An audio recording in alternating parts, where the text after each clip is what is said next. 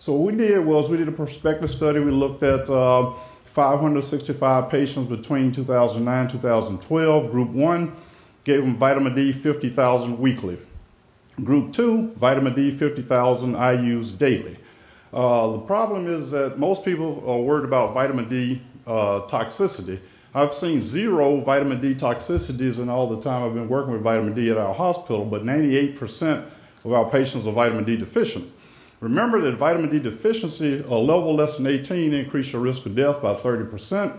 So we're IRB approved. So the results we got, when we looked at the myocardial group, Group 1, we had 282 patients, Group 2, 283.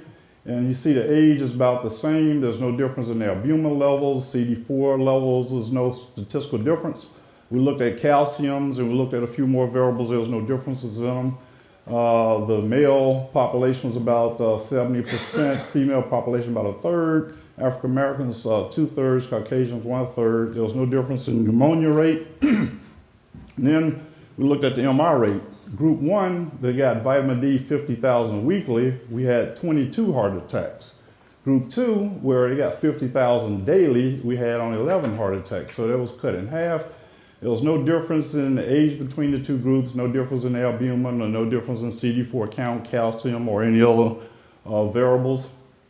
And we looked at the groups, 1 and Group 2. Group 1, they got 50,000 weekly, and this group got 50,000 daily. There's no difference in the age. However, if you notice, hospital length of stay decreased significantly in Group 2, had a significant p-value. ICU length of stay decreased significantly, had a significant p-value there also. And the big thing is ICU costs. Went from $130,000 down to $31,000 with a significant p-value.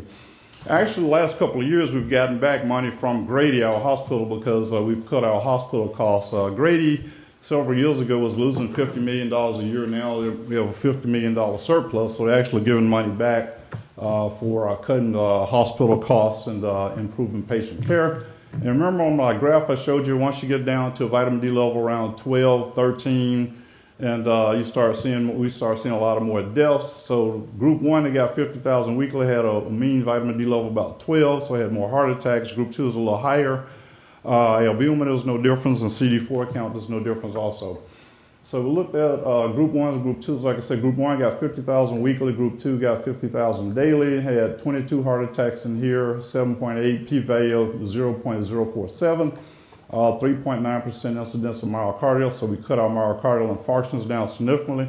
Last year in 2014, we had our first patient had the first heart attack from January through the end of the year. First heart attack we had was in September of 2014, and so we didn't have a single patient that had a heart attack between January and early September.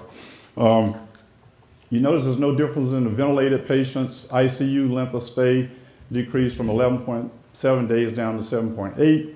Hospital length of stay went down. ICU bed at Grady costs $4,000 a day. Floor bed costs about $1,200 a day. That's not counting the ventilator. Ventilator is about $1,500 a day, and dialysis is about $1,250 a day. So some patients can cost over $10,000. So if you can cut just 1 or 2 days in ICU costs, you can actually save a lot of money. As you see, our ICU cost went down also. And mortality rate, there was a trend toward lower mortality rate. However, since this data has come out, our mortality rate is down significantly since we've gotten even more aggressive with our vitamin D supplementation. This graph here I wanted to show to you. Okay, so in Group 1 we had 13 deaths, Group 2 we had 6 deaths. This is deceiving because most of these were withdrawal of care.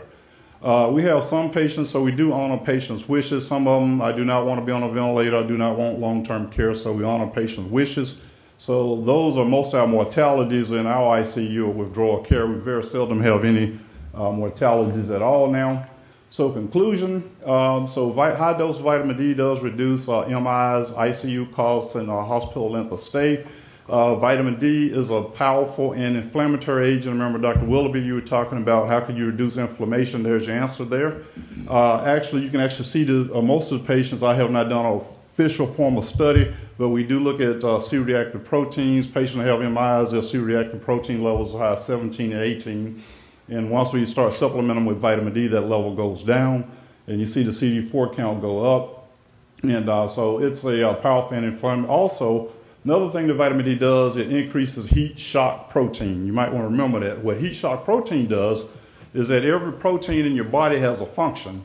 And so when you go under stress, whether it's ischemia, hyperglycemia, hypoglycemia, hypothermia, once a protein loses its 3D shape, it loses its function. So you don't store protein. Every protein in your body has a function.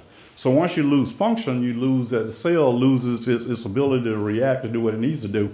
So what heat shock protein does is envelop that protein and keeps it in its 3D shape so it can work. So when it's undergoing stress, that after the stress is removed, the cell can survive instead of dying.